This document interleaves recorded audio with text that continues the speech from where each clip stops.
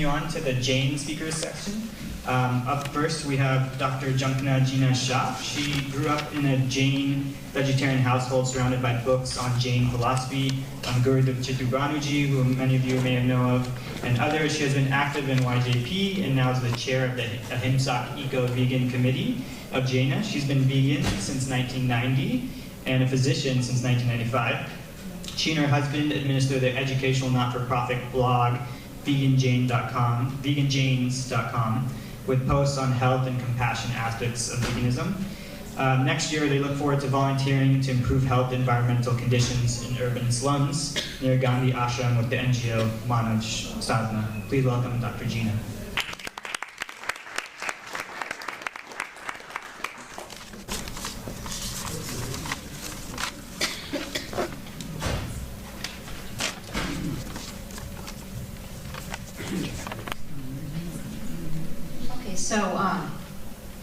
As Neelish is queuing up my slides, first I want to just acknowledge our appreciation for Kim, for Anne, and for Jack, who's back here, because we really appreciate you all taking time to come and talk to the Jain community.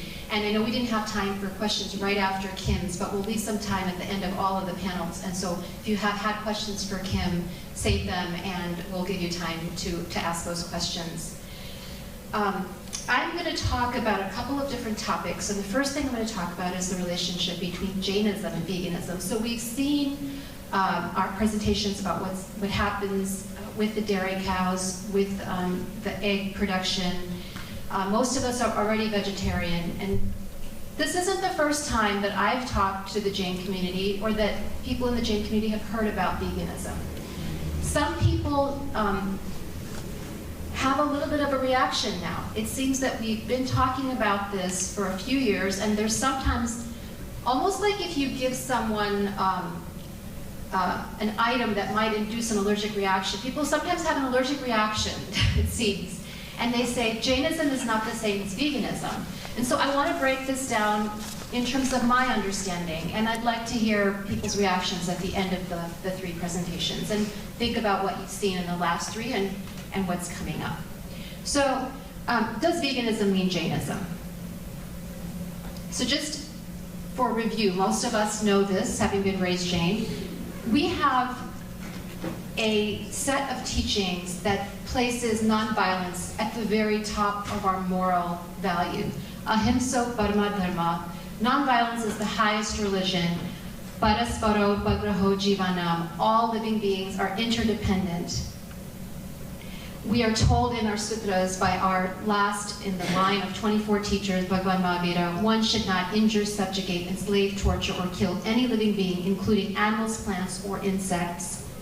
As per the Jain scriptures, limited violence to one-sense beings, to the extent necessary for survival, such as vegetables, water, fire, earth, and air, are allowed only by Jain lay people, as we are called Sravaks and Sravikas. So in the Jain system of biology, living beings have 1, 2, 3, 4, and 5 senses. The 5 sense beings are mobile beings like us, like other animals, and the 1 sense are the non-mobile with only the sense of touch. Violence to the 5 sense beings, Panchindriyas, including humans, including animals, is considered prohibited for all of us. And it is our rationale for being vegetarian. Furthermore, there's a set of instructions in our Pratikavan Sutra, Lesson 7 on Nonviolence, acts that should be known and avoided. We should not be tying animals where it could hurt them or put them in cages where there's no freedom.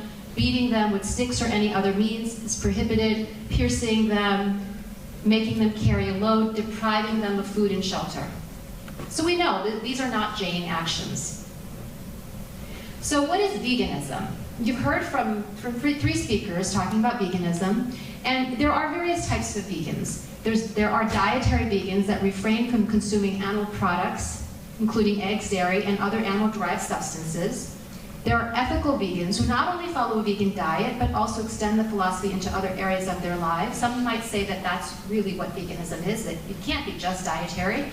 It makes sense also not to wear leather or use animals for any other purpose. They're not our property. And there are environmental vegans. And this refers a lot to motivation. So the motivations for these types of vegans may be to reject the use of animal products on the premise that the industrial practice is environmentally damaging and unsustainable. An aspect that the other three speakers probably didn't have time to address, but we know is important, is that factory farming of animals releases a huge amount of methane gas. It's very water intensive. There are environmental impacts that just on those grounds alone make it very desirable to be a vegan. So why do Jains use dairy? Well, in the past, before the birth of high-tech dairy farms, it's possible that the cows were treated like a part of the family. This is what we think of as the traditional family cow in India and the villages. And after feeding the calf, leftover milk was consumed by humans. The scale of violence may have been much less. However, there is even a restriction in traditional Jainism. Dairy foods are among the foods considered vigai, along with oils and spices that are considered rich foods to be avoided during one of our fasting practices known as ambel. So there is even a type of fasting in which we don't consume dairy. And I'm very grateful to these slides, which were prepared by another member of the Eco-Vegan Committee, and I modified it slightly. But you see here sort of a diagram showing how our various dietary practices overlap. Where you see Jain food-related practices, the circle to your left, these are the things that we're likely familiar with. We're vegetarian. Because of the concern with even violence to one-sensed animals, strict Jains avoid root vegetables. We don't want to uproot the whole plant and kill all the life around it. And there's also a belief that there are many souls living in the body of these root vegetables. We do not eat after sunset in order to avoid violence to the insects that might fly into our mouths and to avoid atmospheric violence. And there are practices such as eating less than what is absolutely necessary, nodari, and ambel, which I mentioned, eating once, non-rich foods, pulses and grains, and other fasting, only water, eating once, eating twice, etc. So that's kind of what we think of, and there may be more, but that's kind of the major Jain-related food practices, right? And then if you look on the rightmost circle, dietary vegan core practices, they use non-dairy, non-egg, non-meat products, right? And where do these overlap? In the middle, we see Jain and vegan common practices. None of us use meat, none of us use eggs or fish. Honey strictly is prohibited even in the Jain diet, and so is leather. So people can, in fact, practice both. Some people argue in the Jain community that why do you care about cows? We are supposed to be Jain. We should not we should not kill or eat potatoes and onions and garlic. If you feel strongly, do both. This lunch that we're about to have avoids both root vegetables and dairy. We're avoiding violence to 5-sense beings, cows, and to the extent possible, 1-sense beings for root vegetables. There's no contradiction. You can be traditional Jain and follow all of these practices and also remove the dairy and the eggs. So now, before I move to the next part, I want to just go back to this point about ethical vegans, because I think the next speaker will help us to expand. So I was talking a lot about the food part. There are also aspects of the vegan lifestyle beyond food. And so I'm going to introduce our next speaker. How much time do we have? You have 8 minutes. Okay, we have 8 minutes. So actually, before I introduce the next speaker, I'll just pause and see if there are any questions. And you also will have an opportunity to ask questions later. So I'll just pause for a minute. And I'm going to first see if there's someone who hasn't asked a question before, and I'll come back if the only person that's raising their hand is someone who's asked a question before. So first, if you could raise your hand if you haven't asked a question before, we'll take that question first. Okay. So why don't we profess, or why don't we implement vegan diet in Jain temples?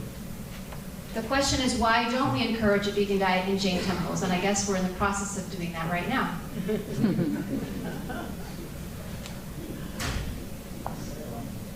Okay, go ahead.